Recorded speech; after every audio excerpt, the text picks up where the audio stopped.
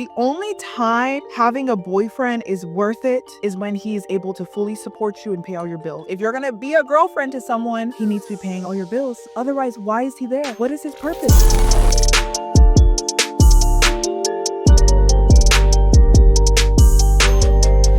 Y'all know what I find very strange? Being a woman and depending on your man to pay for every single thing while you have a job and you just keeping your money. Meanwhile, he's trying to build a future for himself too, while you just keep your money and just work and do whatever. I've talked about this multiple times before. A big reason a lot of men are actually stepping away or are just like genuinely uninterested in the dating market right now is strictly because of everything that she said. There's a huge double standard. Women want the benefits of patriarchy without having to abide by the rules of patriarchy. And to be specific, when I say the benefits of patriarchy, I mean protection, I mean provision, I mean a man who was going to open the doors for you, who was going to be chivalrous, who was going to plan these lavish dates, who was going to treat you like you are a dainty princess, like a man who was essentially going to spoil you. They want that, but they still want to be able to be independent, to be, independent minded, to make their own decisions, to not necessarily have to cooperate. The idea of cooperating with a man, many women would scoff at. They don't want to submit. They see submission as oppression. They don't want to necessarily have to even work with a man's vision. To a certain extent, they may want a man to support their vision. And so they want to be in a driver's seat when it benefits them while also being in the passenger seat when they're ready. And I'm like,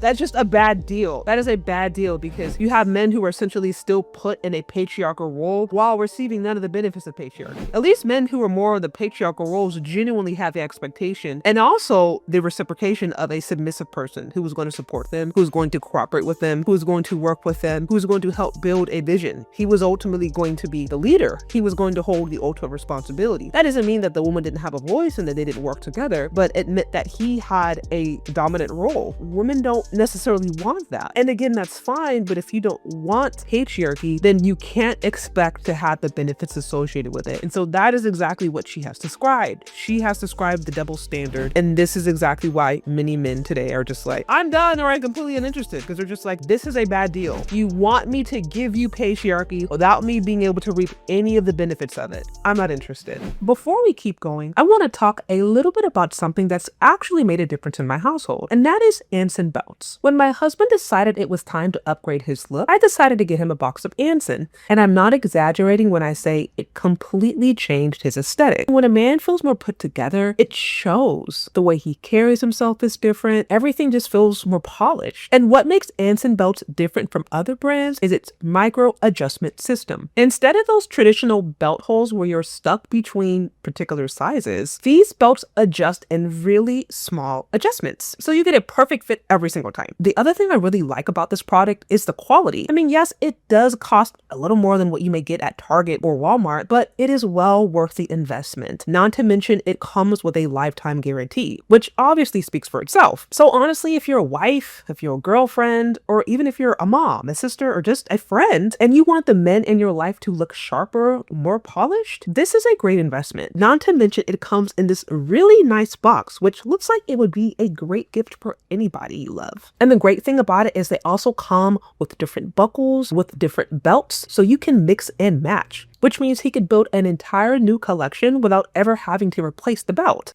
And because Anson Belt and Buckle is sponsoring today's video, when you click the link in the description or scan this QR code to build a box set, you'll get 2 bonus pieces, a buckle and a strap, completely free. That's 3 buckles and 3 straps, which can be mixed and matched into 9 unique belt combos, all in one box. It's an exclusive deal you won't get anywhere else. Pay for anything. I find that very, very strange. Like, the man has to pay for every single thing that you do. Yep. You just keep your money, but then you expect him to build up the household by himself. Like, I'm still trying to get in the wraps of that, like, that theory that y'all got going on. Like, I'm confused. It don't take 2? It don't take 2 no more? Okay.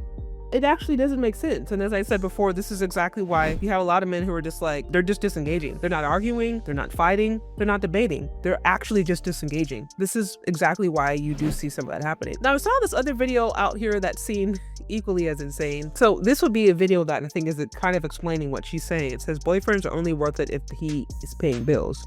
Ladies, the only time having a boyfriend is worth it is when he is able to fully support you and pay all your bills. I said it, and I'll say it again. The only time a man who is your boyfriend, he's not your husband, if you're gonna be a girlfriend to someone, he needs to be paying all your bills. Otherwise, why is he there? What is his purpose? If he's not, he's just a boyfriend. Meaning if he leaves you, and a boyfriend is not a legal title. If he leaves you and promises you marriage, leaves you with nothing, you get nothing. But if he's paying all your bills, you're able to save money, you're able to invest into businesses that you want to do. If he leaves you, you're leaving with something else at the end of it.